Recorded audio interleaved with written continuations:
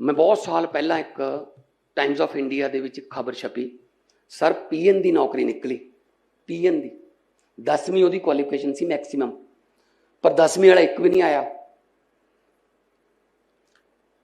44 ਲੱਖ ਬੰਦੇ ਨੇ ਇੱਕ ਨੌਕਰੀ ਵਾਸਤੇ ਅਪਲਾਈ ਕੀਤਾ।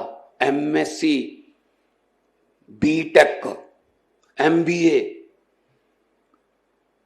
दो ਬੰਦਿਆਂ ਨੇ ਨਾਲ ਅਪਲਾਈ ਕਰਨ ਦੇ ਨਾਲ ਲੈਟਰ ਵੀ ਲਿਖੇ ਜੀ, ਚਿੱਠੀਆਂ ਲਿਖੀਆਂ ਦੋ।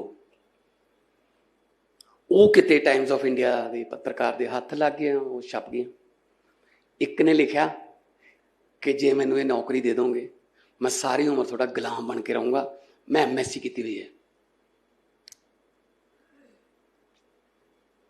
ਦੂਜੇ ਨੇ ਲਿਖਿਆ, ਕਹਿੰਦਾ ਬਹੁਤ ਸਾਰੀਆਂ ਨੌਕਰੀਆਂ ਅਪਲਾਈ ਕੀਤੀਆਂ, ਜੇ ਆ ਵੀ ਨਾ ਮਿਲੀ ਨਾ, ਮੇਰੇ ਕੋਲੇ ਖੁਦਕੁਸ਼ੀ ਤੋਂ ਬਿਨਾ ਹੋਰ ਕੋਈ ਰਸਤਾ ਨਹੀਂ, ਕਿਰਪਾ ਕਰਕੇ ਮੈਨੂੰ ਜਿਉਣ ਦਾ ਇੱਕ ਮੌਕਾ ਦਿੱਤਾ ਜਾਵੇ।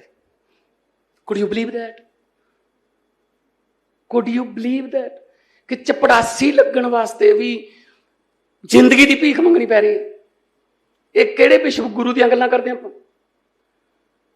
ਕਦੇ ਘਾਨਾ ਚਲਿਆ ਗਿਆ, ਕਦੇ ਲਿਥੋਪੀਆ, 15-16 ਮੁਲਕਾਂ ਦਾ ਅਸੀਂ ਨਾਂ ਨਹੀਂ ਜਾਣਦੇ। ਮਗਨੇਸ਼ੀਆ ਪਤਾ ਨਹੀਂ ਕਿੱਥੇ ਆ ਉਹ। ਉੱਥੇ ਜਾ ਕੇ ਕਹਿੰਦੇ ਸਭ ਤੋਂ ਵੱਡਾ ਸਨਮਾਨ ਇਹਨੇ ਲੈ ਲਿਆ। ਉਹ ਮੁਲਕ ਦੀ ਆਬਾਦੀ 15,000 ਹੁੰਦੀ ਹੈ। 15,000 ਤਾਂ ਇੱਥੇ ਸਾਡੇ JCB ਦੇਖਣ ਖੜਾ ਹੋ ਜਾਂਦਾ ਹੈ, ਵਾਹ JCB ਚਲੀ ਜਾਂਦੀ ਹੈ ਉਹਦਾ। ਉੱਥੋਂ ਪਤਾ ਨਹੀਂ ਕਿੱਥੋਂ ਸਨਮਾਨ ਲੈ ਆਉਂਦਾ ਮੋਦੀ। ਸਾਰਿਆਂ ਤੋਂ ਵੱਡਾ ਸਨਮਾਨ ਦੇਤਾ ਜੀ। ਲੈ ਦੱਸੋ ਜੀ। ਉਹ ਯਾਰ ਭਰਾ ਮੇਰਿਆ, ਜਿੱਥੇ 140 ਕਰੋੜ ਰਹਿੰਦਾ ਉਹਨਾਂ 'ਚ ਤਾਂ ਰਹਿ ਲਾ, ਉੱਥੇ ਰਹਿੰਦਾ ਨਹੀਂ। ਪਤਾ ਨਹੀਂ ਹੁਣ ਕਿਹਾ ਹੋਇਆ, ਕਿਤੇ ਨਾ ਕਿਤੇ ਮਿਲਦਾ। ਅਜੇ ਤਾਂ ਵਿੱਤੀ ਕਰੋਨਾ ਜਿਹਾ ਆ ਗਿਆ, ਨਹੀਂ ਤਾਂ ਹੁਣ ਧਰਤੀ ਦੇ 4-5 ਗੇੜੇ ਹੋਰ ਦੇ ਦਿੰਦਾ ਹੈ ਯਾਰ। ਜਾਣਾ ਕਿ ਅੱਛਾ ਖੱਟਿਆ ਕੀ ਫਿਰ? ਵਿਦੇਸ਼ ਨੀਤੀ ਕਿੱਥੇ ਹੈ? ਪਾਕਿਸਤਾਨ ਨਾਲ ਸੰਬੰਧ ਖਰਾਬ ਹੋਏ, ਇੱਕ ਮੁਲਕ ਨਹੀਂ ਖੜਿਆ ਜੀ ਨਾਲ, ਇੱਕ ਮੁਲਕ ਨਹੀਂ ਖੜਿਆ। ਫਿਰ ਕਿਉਂ ਜਾਈ ਗਏ ਜੀ ਅਸੀਂ? ਇੱਕ ਵਾਰੀ ਪਤਾ ਨਹੀਂ, ਮੈਂ ਉਦੋਂ MP ਸੀਗਾ, ਜਾਪਾਨ ਦੀ ਪਾਰਲੀਮੈਂਟ 'ਚ ਬੋਲ ਕੇ ਆਏ, ਫਿਰ ਵਾਸ਼ਿੰਗਟਨ DC ਬੋਲ ਕੇ ਆਏ। ਆਉਂਦੇ ਹੋਏ ਜਿਹੜਾ ਰਾਹ 'ਚ ਜਿਹੜਾ ਮੁਲਕ ਪੈਂਦਾ, ਕਹਿੰਦੇ ਲਾ ਲਾ ਥੱਲੇ ਯਾਰ, ਲਾ ਲਾ ਇੱਥੇ ਵੀ ਜਾਂਦੇ ਆ ਨਾ। ਅਸੀਂ ਪਾਕਿਸਤਾਨ ਵੀ ਲਾ ਲਿਆ ਸੀ ਇੱਕ ਵਾਰੀ, ਚੱਲ ਲਾ ਲਾ ਕੋਈ ਗੱਲ ਨਹੀਂ, ਪਾਕਿਸਤਾਨ ਬਾਅਦ 'ਚ ਘੰਟਾ ਲੇਟ ਹੀ ਕੋਈ ਗੱਲ ਨਹੀਂ। ਤੇ ਆ ਗਏ ਜੀ ਇੱਧਰੋਂ, ਆਪਣੀ ਦੇਸ਼ ਦੀ ਪਾਰਲੀਮੈਂਟ ਚਲੀ ਜਾਵੇ। ਪਾਰਲੀਮੈਂਟ ਐਡੀ ਕੀ ਹੈ ਜਿੱਡਾ ਕਿ ਹਾਲ ਹੈ, ਇੱਦਾਂ ਆਵਾਜ਼ ਸੁਣ ਜਾਂਦੀ ਹੈ ਬਿਨਾਂ ਮਾਈਕ ਤੋਂ ਵੀ। ਆ ਗਏ ਜੀ मोदी साहब 10:57 पे। मैं भी पहुंचा। मैं कहा मोदी साहब, भारत की संसद में भी आपका स्वागत है, बहुत बहुत मुबारक है सर। भारत की संसद में भी ਇੱਥੇ ਵੀ ਬੋਲ ਲਿਆ ਕਰੋ ਜਿੱਥੇ ਚੁਣੇ ਹੋਏ ਹੋ। ਉੱਥੇ ਬੋਲਦੇ ਇੱਕ ਪ੍ਰੈਸ ਕਾਨਫਰੰਸ ਨਹੀਂ ਕੀਤੀ, 11 ਸਾਲ ਹੋ ਗਏ। ਇੱਕ ਪ੍ਰੈਸ ਕਾਨਫਰੰਸ ਲਾਈਵ ਬਹਿ ਕੇ। ਮੈਂ ਹਰ ਰੋਜ਼ 2 ਜਾਂ 3 ਵਾਰ ਪੱਤਰਕਾਰਾਂ ਨੂੰ ਮਿਲਦਾ। ਜਿੰਨੇ ਚਿਰ ਆਖਰੀ ਸਵਾਲ ਨਹੀਂ ਹੁੰਦਾ ਮੈਂ ਉੱਠ ਕੇ ਨਹੀਂ ਜਾਂਦਾ, ਕਿਉਂਕਿ ਅਸੀਂ ਕਿਸੇ ਗੱਲੋਂ ਕਾਣੇ ਨਹੀਂ ਹੈਗੇ। ਅਸੀਂ ਕੇਜਰੀਵਾਲ ਦੇ ਸਿਪਾਹੀ ਹਾਂ, ਅਸੀਂ ਹੋਰ ਮਿੱਟੀ ਦੇ ਬਣੇ ਹੋਏ ਹਾਂ। ਉੱਥੇ ਸਵਾਲ ਦਾ ਜਵਾਬ ਹੀ ਹੈ ਨਹੀਂ ਕਿਸੇ ਦਾ। ਟੈਲੀਪ੍ਰੋਮਪਟਰ ਤੋਂ ਬਿਨਾਂ ਬੋਲ ਨਹੀਂ ਸਕਦੇ। ਅਸੀਂ ਸਾਰਾ ਬਿਨਾਂ ਕਾਗਜ਼ਾਂ ਤੋਂ ਬੋਲਦੇ ਹਾਂ, ਕਿਉਂਕਿ ਦਿਲੋਂ ਬੋਲਦੇ ਹਾਂ ਨਾ। ਬਾਤ ਅਗਰ ਦਿਲ ਸੇ ਨਿਕਲੇ ਤਾਂ ਅਸਰ ਰੱਖਦੀ ਹੈ। ਸੋ ਇਸ ਕਰਕੇ ਮੈਂ ਤੁਹਾਨੂੰ ਇਹ ਕਹਿਣਾ ਚਾਹੁੰਦਾ, ਬੜੇ ਕਰੀਮ ਬੈਠੀ ਹੈ ਪੱਤਰਕਾਰੀ ਦੀ, ਔਰ ਸਾਡੇ ਬਹੁਤ NGOs ਦੇ, ਸਾਡੇ ਜਿਹੜੇ ਸਮਾਜ ਸੇਵੀ ਬੈਠੇ ਨੇ। ਹਰ ਇੱਕ ਬੰਦੇ ਦੀ ਸਮਾਜ ਨੂੰ ਦੇਣ ਹੈ ਕੋਈ ਨਾ ਕੋਈ, ਕਿਸੇ ਨਾ ਕਿਸੇ ਪੱਧਰ ਤੇ। ਕਿਤਾਬਾਂ ਪੜ੍ਹੋ, ਕਿਤਾਬਾਂ ਪੜ੍ਹਨ ਦੀ ਬੱਚਿਆਂ ਨੂੰ ਆਦਤ ਪਾਓ, ਔਰ ਜਿੰਨੀਆਂ ਬੱਚੇ ਕਿਤਾਬਾਂ ਪੜ੍ਹਨਗੇ, ਕਿਉਂਕਿ ਬੱਚੇ ਤਾਂ ਰਿਮੋਟ ਤੇ ਹੋ ਗਿਆ ਹੁਣ ਕੰਮ ਸਾਰਾ। ਮਤਲਬ ਹੁਣ ਤਾਂ ਲੋਹੜੀ ਵੀ ਰਿਮੋਟ ਤੇ ਐਂ ਸੇਕ ਲੈਂਦੇ ਆਂ ਕੰਪਿਊਟਰ ਤੇ। ਪਾਥੀਆਂ ਜਾਂ ਕੋਈ ਲੱਕੜਾਂ ਦੀ ਲੋੜ ਹੀ ਨਹੀਂ ਪੈਂਦੀ ਹੁਣ ਤਾਂ। ਰਿਓੜੀਆਂ ਰੂੜੀਆਂ ਵੀ ਬਸ, ਪਟਾਕੇ ਵੀ ਐਂ ਚੱਲ ਗਏ ਬਸ। ਓਰੀਜਨਲਿਟੀ ਖਤਮ ਹੁੰਦੀ ਜਾ ਰਹੀ ਹੈ। ਓਰੀਜਨਲਿਟੀ ਕਿਤਾਬਾਂ 'ਚ ਹੈ। ਜਿਹੜਾ ਬੇਸਿਕ ਜਿਹੜੀਆਂ ਚੀਜ਼ਾਂ ਨੇ ਉਹ ਕਿਤਾਬਾਂ ਛਪੀਆਂ ਹੋਈਆਂ ਨੇ। ਬਹੁਤ ਸਾਰੀਆਂ ਕਿਤਾਬਾਂ ਪਈਆਂ ਨੇ, ਔਰ ਸਾਡੀ ਥੋੜੀ ਜਿਹੀ ਬਦਕਿਸਮਤੀ ਹੈ ਕਿ ਅਸੀਂ ਪੜ੍ਹਨ ਦੇ ਵਿੱਚ, ਕਿਤਾਬਾਂ ਪੜ੍ਹਨ 'ਚ ਜ਼ਿਆਦਾ ਯਕੀਨ ਨਹੀਂ ਰੱਖਦੇ। ਸੋਸ਼ਲ ਮੀਡੀਆ ਆ ਗਿਆ, ਉਹ 'ਚ ਹੋਰ ਹੀ ਕੁਛ ਲਿਖੀ ਜਾਂਦੇ ਰਹਿੰਦੇ ਆ। ਤੁਸੀਂ ਕਦੇ ਜਾਓਗੇ ਕਿਸੇ ਮਤਲਬ 5 ਸਟਾਰ ਹੋਟਲ 'ਚ ਜਾਂ ਤੁਸੀਂ ਕਿਸੇ ਵੱਡੇ ਕੋਈ ਟੂਰਿਸਟ ਪਲੇਸ 'ਤੇ, ਉੱਥੇ ਗੋਰੇ ਹੋਣਗੇ, ਹਰੇਕ ਗੋਰੇ ਦੇ ਹੱਥ 'ਚ ਕਿਤਾਬ ਹੋਊ, ਉਹ ਪੜ੍ਹਦੇ ਬਹੁਤ ਹੈ ਜੀ। ਫਿਰ ਨੋਬਲ ਪ੍ਰਾਈਜ਼ ਵੀ ਤਾਂ ਉਹਨਾਂ ਕੋਲ ਹੀ ਨੇ ਸਾਰੇ। ਫਿਰ ਸਾਡੇ ਕੋਲ ਤਾਂ ਹਜੇ ਨੋਬਲ ਵੀ ਨਹੀਂ ਆਇਆ ਕੋਈ, ਇੱਕ ਆਇਆ, ਪਰ ਪੜ੍ਹਾਈ ਲਿਖਾਈ ਤੋਂ ਬਿਨਾਂ ਨੋਬਲ ਕਿਵੇਂ ਆ ਜਾਣਗੇ ਜੀ। ਅਸੀਂ ਤਾਂ ਇੱਕ ਦੂਜੇ ਦੇ ਮਗਰ ਪਏ ਹੋਏ ਹਾਂ। वो आदमी बहुत दुखी है जिसका पड़ोसी सुखी है। गुआंढी कार ले ले, ਅਸੀਂ ਇਹ ਨਹੀਂ ਸੋਚਦੇ ਮੈਂ ਮਿਹਨਤ ਕਰਕੇ ਤੋਂ ਵੱਡੀ ਕਾਰ ਲਊਂਗਾ। ਅਸੀਂ ਤਾਂ ਇਹੀ ਸੋਚਣ ਲੱਗ ਜੰਨੇ ਕੋਈ ਗੱਲ ਨਹੀਂ, ਹਾਰਨ ਮਾਰ ਕੇ ਲੰਘਦਾ ਝਰੀਟਾਂ ਪਾਵਾਂਗੇ, ਝਰੀਟਾਂ ਪਾ ਦਿੰਦੇ ਜੀ। ਉੱਤੇ ਝਰੀਟ ਪਾ ਕੇ ਪਤਾ ਨਹੀਂ ਕੀ ਮਿਲਦਾ। ਉਹ ਮੈਨੂੰ ਪੱਤਰਕਾਰ ਪੁੱਛਣ ਲੱਗੇ, ਕਹਿੰਦੇ ਕਬड्डी पंजाबियों की फेवरेट गेम क्यों है? मैं कहा जी हमारा स्वभाव मिलता है इस गेम से। कहते क्यों? मैं कहा लत्तां ही खिंचणियां होंदियां, दिन रात यही काम कर रहे हैं, लत्तां खिंचणियां, एक दूजे लैग बोलेंगे और की है। आप भी तरक्की करो, नाल दे भी तरक्की कराओ। जे सारे तरक्की करनगे तां समाज तरक्की करूगा। इंडिविजुअल तरक्की नूं तरक्की नहीं कह सकते। बहुत बहुत तुहानूं धन्नवाद तुहाडा, मुबारकां तुहानूं कि तुसीं एक इंटलैक्चुअल फंक्शन का हिस्सा बने हो अज। और मैं चाहूँगा कि बिना कोई टाइम वेस्ट किए अरविंद केजरीवाल साहब आके अपने विचार साझे करन। और जो इस किताब दे विच है ਜਾਂ जो उन्हां दा इस किताब प्रति नज़रिया ਜਾਂ बहुत सारिया, क्योंकि केजरीवाल मॉडल लिखा होया है, उन्हां दे माइंड च किहड़ा मॉडल है की है, वो तुहाडे नाल विचार साझे कर। केजरीवाल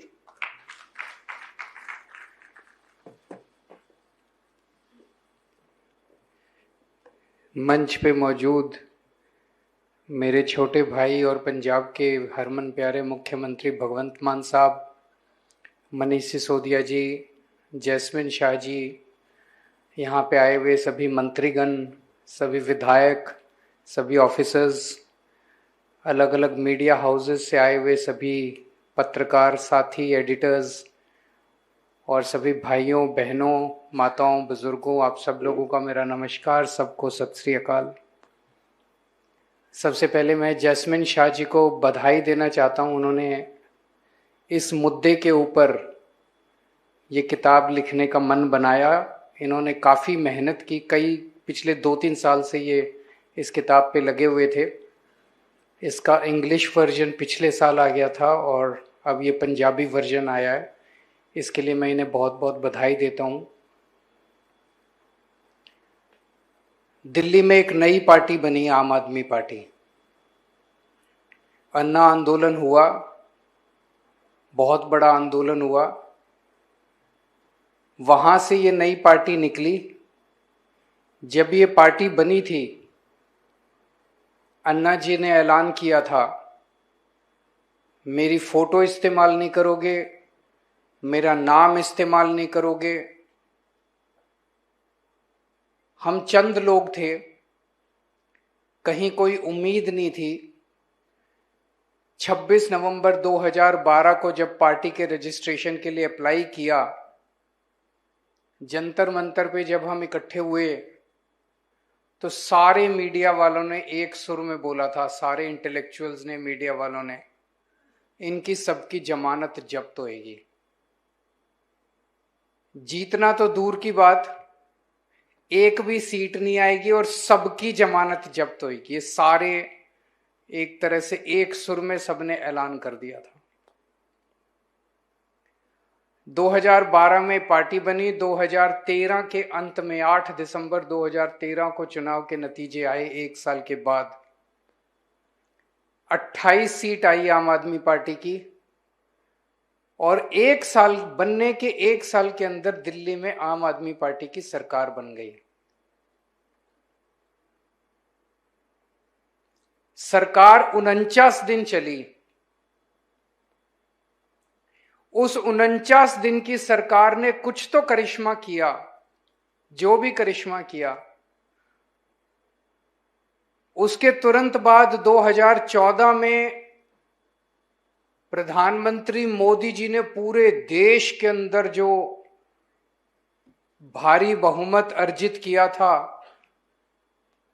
एक तरह से आंधी आई हुई थी मोदी जी की उन दिनों में। 2014 में हमने इस्तीफा दिया था, 49 दिन की सरकार के बाद इस्तीफा दिया, और 2 महीने के बाद 3 महीने के बाद मोदी जी की सरकार बनी। पूरे देश में बीजेपी की आंधी थी।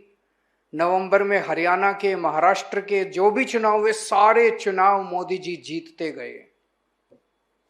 और उसके बाद फरवरी 2015 में दोबारा चुनाव हुए। 49 दिन के बाद हमारी दोबारा, किसी को उम्मीद नहीं थी कि हमारी दोबारा सरकार आएगी। उसके अंदर 67 सीट आई थी, 67 सीट 70 में से। बीजेपी की 3, कांग्रेस की 0, आम आदमी पार्टी की 67 सीट। तो एक वो 49 दिन के अंदर कुछ तो किया था, कुछ तो ऐसा करिश्मा किया था कि दिल्ली के लोगों को बहुत पसंद आया। और आंधी के अंदर लोगों ने वो उसको भगवान राम के अश्वमेध के घोड़े से कंपेयर किया कि अश्वमेध का घोड़ा चला था लेकिन लव और कुश ने उसको रोक लिया। उसी तरह से दिल्ली में आके मोदी जी का अश्वमेध का घोड़ा रुक गया। फिर 5 साल सरकार चली और 2020 के अंदर 70 में से 62 सीट आई। तो 3 बार, पहली बार में 1 साल के अंदर सरकार बनना, और दूसरी बार और तीसरी बार जबरदस्त बहुमत। तो सरकार में कुछ तो किया था, जिसको जैस्मिन शाह जी ने इस किताब के रूप में पिरोने की कोशिश की है। उन्होंने इसे केजरीवाल मॉडल कहा है।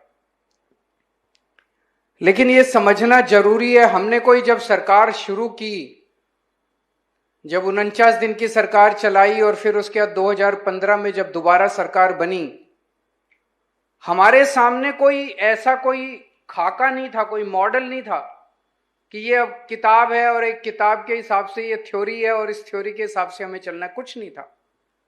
एक जुनून था, देश के लिए कुछ करना है। एक जुनून था, समाज के लिए कुछ करना है। मौका मिला है। हमारी औकात ही क्या थी? मैं, मनीष सिसोदिया जी, हम बहुत छोटे लोग थे, बहुत ही हम्बल बैकग्राउंड से आते थे। मैं मिडिल क्लास से, मेरे को याद है मनीष सिसोदिया जी से जब मेरी मुलाकात हुई थी, सन 2000 का टाइम है। मैं इनकम टैक्स में काम किया करता था, इनकम टैक्स में जॉइंट कमिश्नर था। इनकम टैक्स की नौकरी से मैंने इस्तीफा दिया, एक छोटी सी एनजीओ बनाई मैंने परिवर्तन करके, और मैंने नेट पे डाल दिया कि खुद ही एक वेबसाइट बनाई। पैसे नहीं थे मेरे पास, खुद ही एक वेबसाइट बनाई। इंजीनियर हूं, कोडिंग आती थी, वेब पर www.parivartan.com, और वेबसाइट पे उसको लॉन्च कर दिया वेबसाइट को, और उस पर लिखा कि देश से भ्रष्टाचार दूर करने के लिए परिवर्तन से जुड़िए। और वॉलंटियर मैंने इनवाइट किया कि वॉलंटियर बनिए। इत्तेफाक देखिए उस टाइम क्या पता नहीं था कि इस मुकाम तक पहुंचेंगे। ये सन 1999 की बात है। मेरे को आज भी तारीख याद है, 29 दिसंबर सन 1999 को उस वेबसाइट पे पहला वॉलंटियर का रजिस्ट्रेशन करने वाले मनीष सिसोदिया थे। सबसे पहले, पता नहीं इनके पास लिंक कैसे पहुंचा, मेरे पास तो उस वेबसाइट को पॉपुलराइज करने के लिए भी पैसे नहीं थे, एडवर्टाइज करने के भी पैसे नहीं थे। तो उस पे मनीष सिसोदिया ने रजिस्टर किया कि मैं वॉलंटियर बनना चाहता हूं। मैं भी बड़ा खुश हो गया, एक आदमी तो फंसा। तो इन्होंने अपना एड्रेस वगैरह भी लिखा था। वहां शकूर बस्ती में, ये जी न्यूज में काम किया करते थे, शकरपुर में काम करते थे। तो इन्होंने एड्रेस लिखा था, तो मैं इनके घर पहुंचा। भाई पहला वॉलंटियर आया मेरा। तो मैं इनके घर पहुंचा। इनका ऊपर, छत के ऊपर एक छोटे से कमरे में एक छोटा सा कमरा था, उसी के अंदर, कमरे के अंदर ही किचन थी, और छत के दूसरे कोने में एक इनका टॉयलेट था। बस वही इनका घर था, वहां रहते थे ये। तो छत पे बैठ के उस दिन आसमान के नीचे हम दोनों ने काफी चर्चा की। फिर दिल्ली की, फिर मैंने इनकम टैक्स से बहुत लंबी छुट्टी ले ली। 2-3 साल छुट्टी के बाद फिर मैंने इस्तीफा दे दिया इनकम टैक्स से। 10 साल तक दिल्ली की झुग्गियों के अंदर हमने काम किया। हमारा बैकग्राउंड, मैं एक मिडिल क्लास परिवार से आता था, मनीष एक मिडिल क्लास परिवार से आते थे, और 10 साल का हमारा जो झुग्गियों के अंदर काम था, कई महीने में जाके फिर झुग्गियों में भी रहा, अपना घर छोड़ के मैं जाके झुग्गियों में रहा था। उसने डिसाइड किया कि जब हम दिल्ली सरकार हमने बनाई तो हमने जो काम किए वो इन 10 साल के झुग्गियों में रहने के और हमारे बैकग्राउंड का नतीजा था।